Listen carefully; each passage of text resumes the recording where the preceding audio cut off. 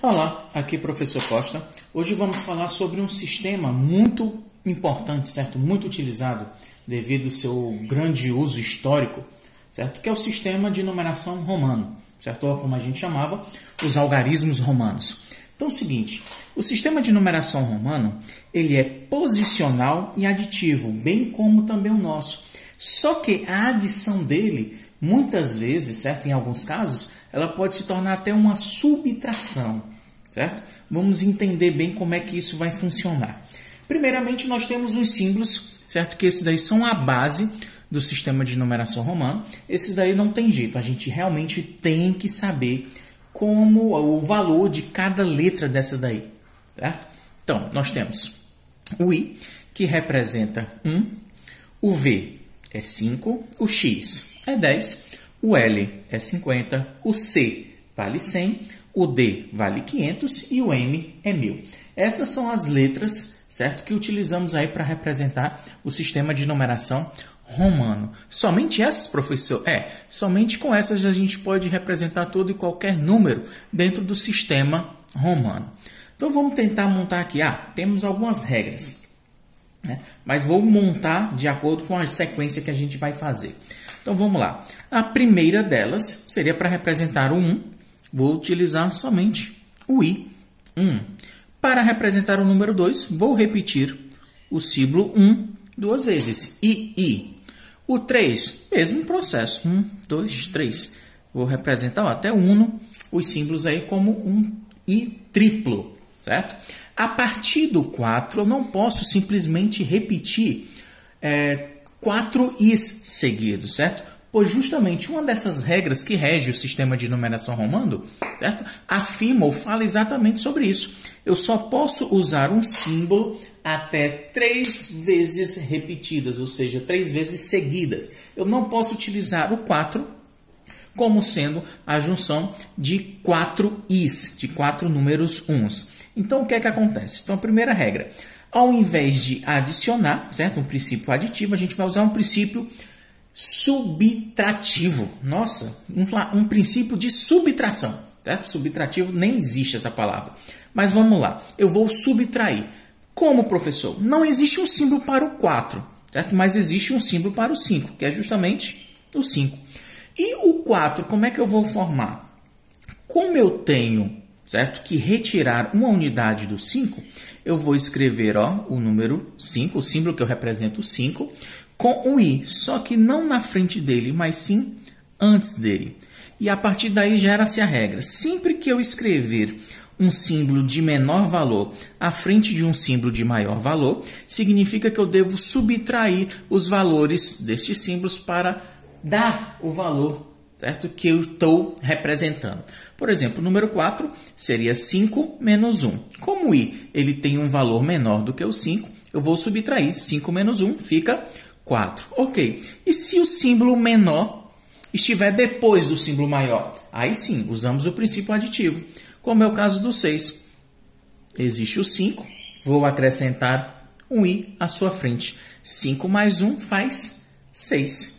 O 7, do mesmo processo, seria V mais uma sequência de 2 Is. 5, 6 e 7. E o 8, mesmo processo, ainda posso repetir esse I até 3 vezes. E o 9, posso colocar o 5 mais 4 Is? Não, eu só posso repetir o mesmo símbolo até 3 vezes. A partir da quarta vez, a gente tem que dar um jeito, certo, de não repetir mais esse símbolo. E é o que vai acontecer. O 10 eu tenho um símbolo próprio para ele, que seria o X, certo? O 10 é representado por X. E o 9, vamos escrever um número menor, uma letra de menor valor, à frente do X para que eu possa subtrair. Então, o X, se eu colocar um I à frente dele, ele tem um valor menor do que o X, ele vai me resultar justamente no 9. X é 10 menos 1, que está à sua frente, certo? Seria 10 menos 1, fica 9, certo? Então, o sistema de numeração romano, ele tem essas características. Ele é posicional, dependendo de onde você coloca a letra, ela possui valores diferentes. E ele é aditivo, só que essa adição, ora, também pode se apresentar como uma subtração, certo? Quando você escrever um símbolo de menor valor à frente de um símbolo de maior valor. Significa que você vai retirar desse símbolo maior aquela quantidade que representa o símbolo menor que está à sua frente. O 11 seria o símbolo 10, acrescido aí de 1 posterior a ele. Como ele é um símbolo inferior, eu vou apenas adicionar a esse valor. 10 mais 1 fica 11. O 12 seria x, uma sequência de 2 i's. Fica fácil assim, né? O 13 seria x, com uma sequência de 3i. E o 14 seria x, uma sequência de 4i's. Só que eu não posso colocar, olha as regras, eu não posso colocar o mesmo símbolo repetido mais de 3 vezes, somente até 3. Então, vou ter que dar um jeito aí de representar o 4. Como é que seria isso?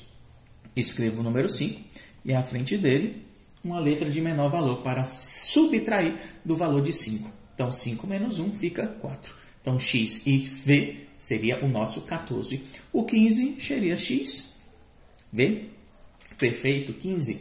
16, x, v e 17, x, v, 2 i's. 18, x, v, 3 i's. Simples assim. 19 seria x, v e 4 i's. Só que para o 19, do mesmo modo, eu não posso repetir o i mais de 3 vezes. Então, vamos ter que dar um jeito aqui de escrever esse 9, certo? Utilizando um símbolo maior, aonde eu vou subtrair dele um valor menor, certo? Então, seria 10 mais 9, 19. E o 20 seria x e x. A partir daí, certo? Nós teríamos uma junção de mais de 2 letras, né? Mais de 2 valores. Seria 20, 21, 22, 23 e assim sucessivamente, certo? Até o símbolo do 40. O 40, certo? Para que a gente pudesse escrever o 30, seria uma sequência de 3x. E o 40, como a gente não tem um símbolo específico para o 40, vamos ter que fazer a junção, certo? Aplicar essas propriedades que a gente está acabando de ver. O 40 seria uma composição da letra L, que seria representando aí o símbolo 50, e à frente dele eu vou ter que colocar uma letra de menor valor, para que eu possa subtrair dela a quantidade de 10, certo? Então, aí, ó, 50 menos 10, já que 10 está na sua frente, você teria aí o valor de 40, certo? Aí 41, 42, de acordo com a necessidade de representar os determinados valores, certo? Então, galera, o sistema de numeração romano, ele está sendo utilizado aí já tem muito tempo, certo? E continua com seu grande valor histórico. Todos os demais valores, eles vão ser sempre acrescidos. Como, por exemplo, ó, temos o C, que é 100, o D, 500 e o M, 1000, certo? Como, por exemplo, vamos representar aqui um valor um pouquinho mais alto, certo? Para só não ficar dizendo que a gente não colocou nenhum exemplo aí mais, certo? Difícil. Então vamos lá. Esse aqui é o número 1758. 1000, como ele é posicional, vamos sempre colocar do maior. O valor de 1000, nós temos um símbolo específico para ele, que é o M. Portanto, aí eu montei 1000. Certo? Escrever ele aqui um pouco maior. 1000, certo? 700. Não há um símbolo específico para o 700. Então, como é que a gente vai montar ele? Certo? Existe o símbolo para 500. Pronto. D já representa 500. O 700, como ele não tem um símbolo próprio, eu vou fazê-lo da junção entre uma letra de maior valor e letras de menor valor. Eu já tenho 500. Para chegar em 700, eu vou ter que acrescentar 200. Então, vou acrescentar ao lado dele 2 Cs. 500 mais 100, 600, mais 100, 700. Então, nós temos 1.700. Agora, eu tenho um 50.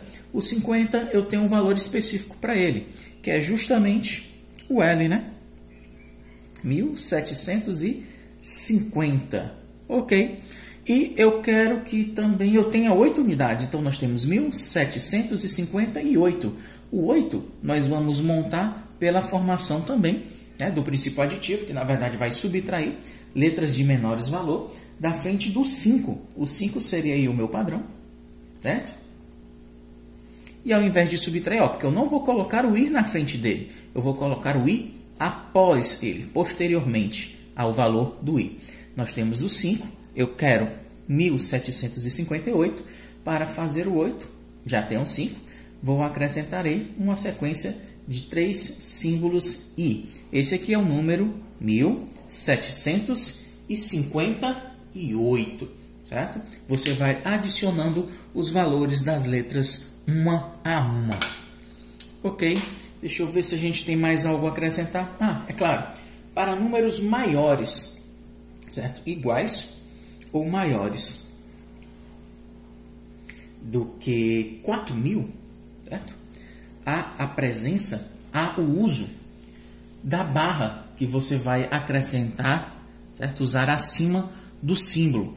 Essa barra, ela é utilizada quando você vai fazer a multiplicação, certo? Na verdade, a barra indica um produto, certo? Nós temos um número, certo? Um símbolo.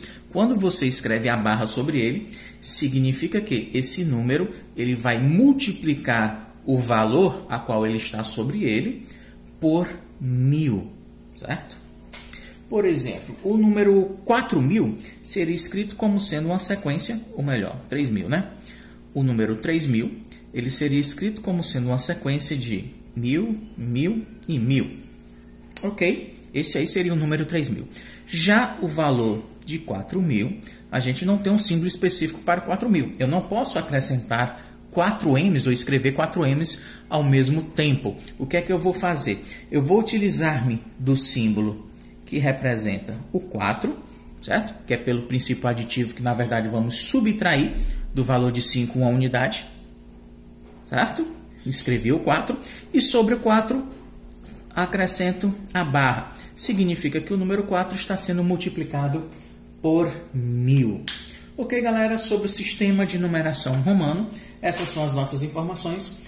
Exercitem. Lembra, essas são as sequências que nós temos que saber. Essas daqui a gente não tem como escapar. São essas letras, esses valores que nós temos que saber quando for representar todo e qualquer sistema de numeração romano. Agora é só exercitar. Obrigado pela atenção e até a próxima. Valeu!